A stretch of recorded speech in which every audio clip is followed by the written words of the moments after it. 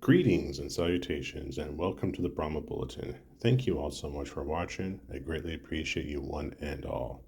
Now, I know I normally do a Chewing the Cud episode every Thursday at 7 p.m., but with the Gunslingers and Sugar Skulls game being here in San Antonio at the same time, I won't be able to do a live stream, but I want to do a quick video anyways.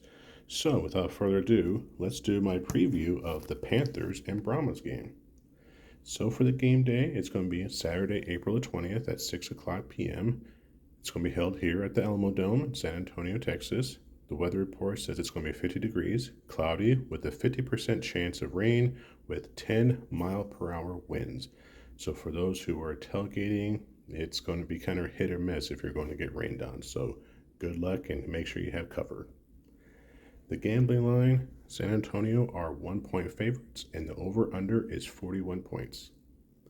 My keys to victory. My first key is that the Quinton Dormady era will begin. He needs to find his groove and find it quickly. His connection with Cody Lattimore will be significant. I also said the running game needs to continue.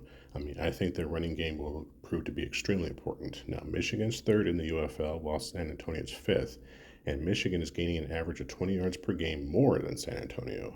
Now, Panthers running back Wes Hills is fourth in the UFL in rushing, while leading rusher for the Brahmas, Anthony McFarland, is eighth. Other than the Birmingham Stallions, each team is struggling to establish an effective running game.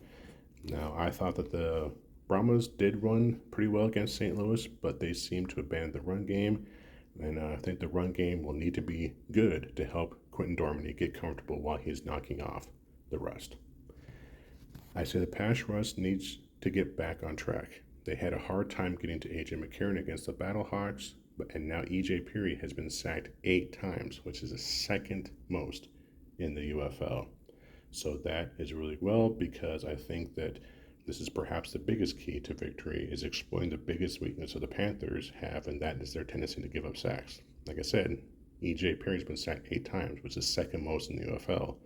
Well, the Brahmas had the second most sacks in the league. Right. The next man needs to step up again. The injury bug hit the Brahmas hard again. We found out that Chase Garbers is now out for the year, along with Destroying. He's already been out the year. Alex Millette is on injury reserve and probably will be for the remainder of the season. And we just found out that offensive lineman Greg Island is also on injury reserve, and he may be out for a significant period of time. So it's going to be tough. We've been hit pretty bad by this injury bug, but it's next man up. One thing I do have to give props to Coach Wade Phillips is that he did get depth. So thank goodness for that depth. My prediction accountability. Last week, I predicted that the Brahmas will score on their opening drive. Correct.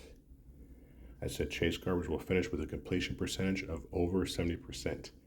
Incorrect. The defense will not allow a red zone in their red zone. Incorrect. And the defense will allow under 250 yards of total offense, and I was incorrect about that. Brian said he's going to take the under. Incorrect. He also said A.J. McCarron will pass for under 230 yards. He was correct. He also said Hakeem Butler will score his first touchdown. He was correct. Pete said that Chase Garbers will pass for at least 300 yards. That is incorrect. He also said that if Cam Dancer plays, he will have 1 takeaway. Now, Cam Dancer did not play, so this will be a not applicable prediction. And, well, Cam Dancer is now on the suspended list for unknown reasons at this time, but yeah, he just got signed and is already on the suspended list. All right, so looking at my tracker, I was 1 right, 3 wrong this week, so I was 25% correct. Mike did not have any predictions for last week, and the viewers had 2 right, 2 wrong for 50%. Overall, I am 3 right, and that should be 10 wrong, 30% accurate. Mike is 2 right, 5 wrong still, 20% accurate, and the viewers are 2 right, 10 wrong, 20% accurate. All right, my game predictions for this game. Quentin Dormady will throw at least 2 touchdowns. The Brahmas will convert over 50% of their third down attempts. The defense will not allow a rushing touchdown. And the defense will record at least 3 sacks. My final score prediction, Brahmas 21, Panthers 9. All right, move on into the Gunslingers and the Nighthawks game from last week. Well, unfortunately, the Nighthawks escaped, and they are still wanted fugitives in the IFL. We did lose to Vegas. My key takeaways for that game is that the defense continues to be our Achilles heel. For 2 straight games, the run defense has been gashed. And we continue to bleed yards and points. We allow an average of 65 points per game, almost 20 points more than the next worst team. The defense will need to turn this around. We're allowing an average of 44.3 yards per game, which is 3rd worst in the league. Tucson is averaging 102.7 yards per game on offense, which is the 3rd best. I said the last 2 games we've been gashed in the run game, and with the Sugar Skulls being very efficient at running the ball, this does not bode well for us. If the Gunslingers hope to secure their first victory of the season, we need to be a wall defensively. Next one is the team has the best rushing performance of the year with regards to running backs, and Keyshawn Harper led the team in rushing, but only by 1 yard. My other takeaway was that Naquan Murray continues to shine in the receiving game. He missed the first game, but since then he has been an absolute beast. Now, turnover and downs twice was our death knell. Since we cannot stop the opposing teams, we cannot afford to turn the ball over on downs at all. Basically, we need to be perfect. We need to score on every single possession because the opponents are scoring on every single possession. My Gunslinger of the week, I could have said Sam Cashinova for the 3rd straight week, but I decided to change it up. So I went with Naquan Murray. He caught 8 passes for 99 yards receiving. In the past 2 games, he has been very dominant in the receiving game. Now keep in mind that this is the IFL, so it's an indoor league, half field. So basically, this is like the equivalent of getting almost 200 yards of receiving. That is very, very awesome. All right, moving on to week 6, the Sugar Skulls and the Gunslingers.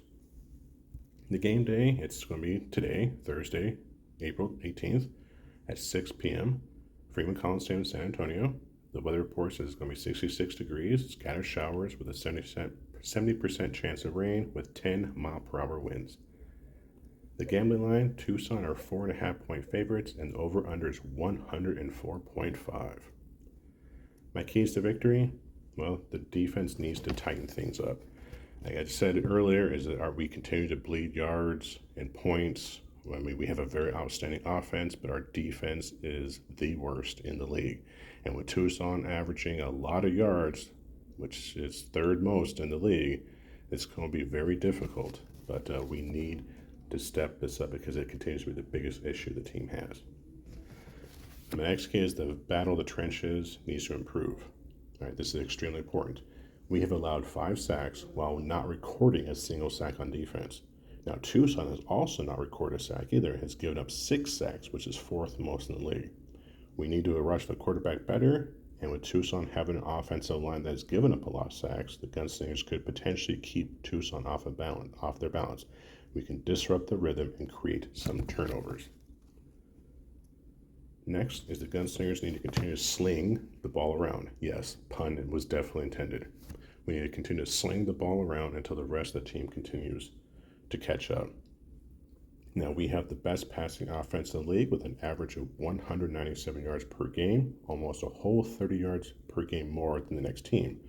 Tucson's pass defense is in the bottom 5 of the IFL at pass defense, so this could be a weakness that we can capitalize on. Now, quite frankly, the passing game has been the only bright spot for San Antonio so far.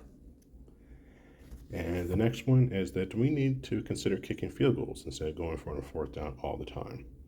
Now, I was at the coaches show yesterday at Matangas, and I did ask the question to the coach, and he basically shot me down and said, nope, not going to go kick field goals.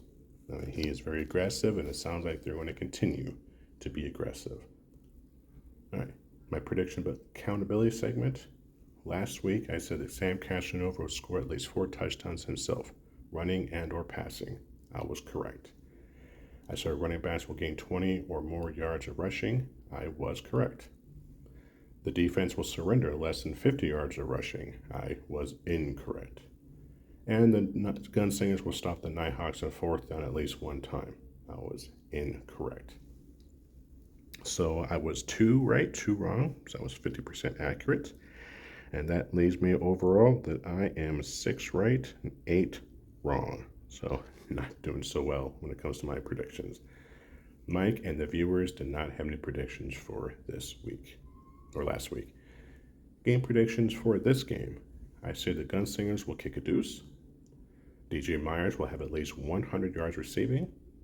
The defense will surrender less than 50 yards of rushing. And we will record our first sack of the season. My final score prediction, Gunslingers 57, Sugar Skulls 39. And that's it for the video. Thank you all so much for watching. I greatly appreciate it. And until next time, San Antonio, horns forward and keep your guns up.